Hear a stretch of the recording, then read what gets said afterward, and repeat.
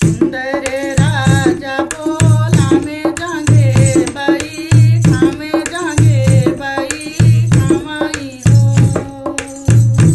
रानी ये कही तो हाँ रानी ये कही ललन जन मैं तो सुनीत सुख सोहर सुनीत सुख सोहर हो। कितनी बचन रानी सुनी दिया दुखित भाए दिया दुखित भाए हो। रानी घोड़े मुड़े हाँ रानी घोड़े मुड़े ताने ली दरिया तसोवाली पा लंगिया तसोवाली पा लंगियाई हो। दुआरे पर आए हैं देवरवा भौजी से हंसी बोले भौजी से हंसी पूछाई हो। भौजी कमने संकट हाँ भौजी कमने संकट तो हरे जी अरवा तसोवलू पा लगिया तवोड़ी के दरिया तवोड़ी के दरियाई हो।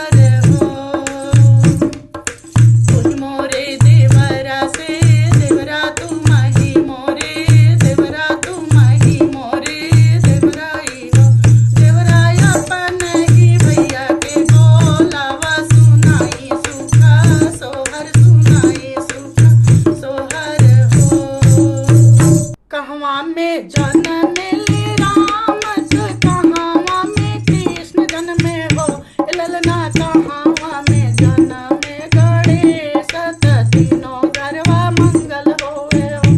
ललना कहाँ में जन्मे गणेश तीनों घर मंगल होवे हो। कहाँ में जन्मे राम कहाँ में कृष्ण जन्मे हो। ललना कहाँ में जन्मे गणेश तीनों घरवा मंगल होवे हो। ललना कहाँ में जन्मे गणेश तीनों घरवा मंगल होवे हो। अयोध्या में जन्मे राम गोकुला में कृष्ण जन्मे हो। अयोध्या में जन्मे राम गोकुला में कृष्ण जन्मे हो। ललना पर्वत पर जन्मे गणेश तीनों घरवा मंगल होवे हो। ललना पर्वत पर जन्मे गणेश तीनों घरवा मंगल होवे हो। केकरा से जन्मे राम केकरा से कृष्ण जन्मे हो। केकरा से जन्मे राम केकरा से कृष्ण जन्मे हो। ललना केकरा से जन्मे गणेश तीनों घरवा मंगल होवे हो। ललना केकरा से जन्मे गणेश तीनों घरवा मंगल होवे हो। कौशल्या से जन्मे राम देवकी से कृष्ण जन्मे हो। कौशल्या से जन्मे राम देवकी से कृष्ण जन्मे हो। ललना गौरा से जन्मे गणेश तीनों घरवा मंगल होवे हो। ललना गौरा से जन्मे गणेश तीनों घरवा मंगल होवे हो। केकरा से बनेला रामायण केकरा से गीता बने हो। केकरा से बनेला रामायण केकरा से गीता बने हो। ललना केकरा से विधान हरण होला तीनों घरवा मंगल होला हो। ललना केकरा से विधान हरण होला तीनों घरवा मंगल होला हो। राम से बनेला रामायण कृष्ण से गीता बने हो। राम से बनेला रामायण कृष्ण से गीता बने हो। ललना गणेश से विधान हरण होला तीनों घरवा मंगल होला हो। राम से बनेला रामायण कृष्ण से गीता बने हो। राम से बनेला रामायण कृष्ण से गीता बने हो। ललना गणेश से विधान हरण होला तीनों घरवा मंगल होला हो। ललना गणेश से विधान हरण होला तीनों घरवा मंगल होला हो। ललना गणेश से विधान हरण होला तीनों घरवा मंगल होला हो। पनवा के ऐसने पातर कुसुमा ऐसन सुंदर कुसुमा ऐसन सुंदरी हो। ललना बहुआ के भैले नंदे लाल अंगनवा उठे सोहर अंगनवा उठे सोहर हो। पनवा के ऐसने